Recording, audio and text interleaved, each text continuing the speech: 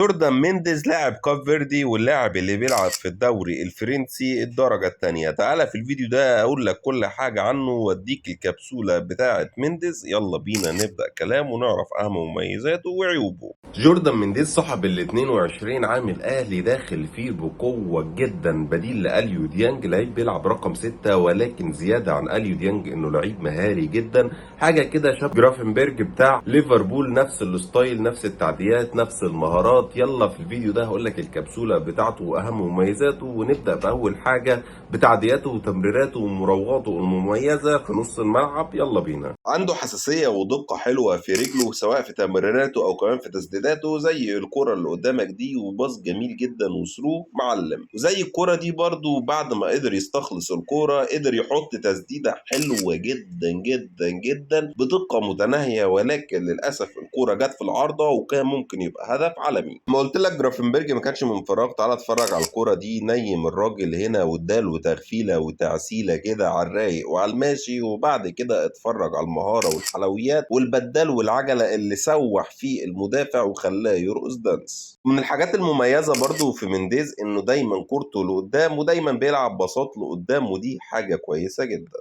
هنا كان بيعمل الكنترول والكرة للأسف طولت منه يسقط. والله أبدا. تعال اتفرج على المهارة لما تتكلم وازاي هيقدر يستحوذ على الكرة ويرجعها تاني معاه. يا جماعة والله هو جرافنبرج بنفس الفنتات بتاعته والحاجات بتاعته في نص الملعب. اتفرج ازاي بيعدي بمنتهى السهولة وكرة حلوة قوي قوي تحت رجله ازاي. بحب قوي انا اللعيبه اللي دماغها كلها كوره دي. تعال اتفرج هنا، خرج اللعيب بره اللعبه خالص بتهويشه سهله وبسيطه، وفضل مساحه وقدر يسدد تسديده حلوه، ولكن مر بجوار القائم بحاجه بسيطه. زي ما قلت لك الكوره حلوه قوي في رجله وبيقدر يعدي ويمر ويراوغ ويعمل اللي هو عايزه. غير برضو بساطته المميزه الطوليه اللي بيقدر يغير بيها الملعب بمنتهى الدقه. زي الكوره دي على طول من لمسه واحده روح يا عم، وزي دي برضو هيكسر التكتل وخطوط الخصم برضو بباص واحد بكوره سريعه بكوره سهله. وزي دي برضو وهو اخر واحد في الملعب على طول بباص طويل، وحاجه جميله حاجه ما كناش بنشوفها من اليو ديانج خالص.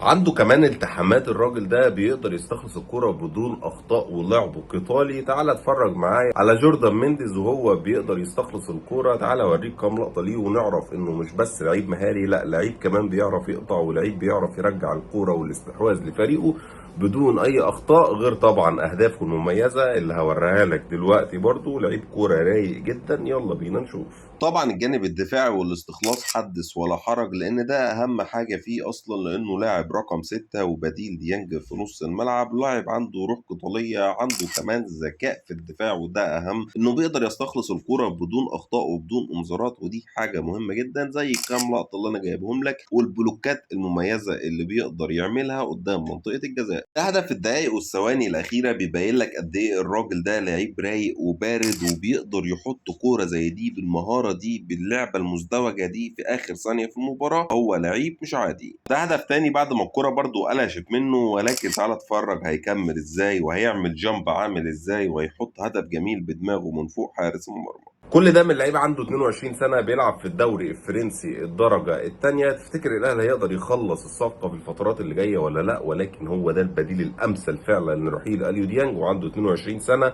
يعني لو فكرت تبيعه في أي وقت بعد كده لو تألق معاك هيجيب لك فلوسه وزيادة. أتمنى إنه يخلص حتى لو ب 2 مليون أو 3 مليون يورو. لعيب مش هتقدر تعوضه ولا تجيب الكواليتي ده تاني، ولعيب كمان دولي في منتخب كاب فيردي. مستني رأيك في الكومنتات، ما تنساش اللايك والشير والمتابعة عشان يوصلك كل جديد. وبس كده، سلام.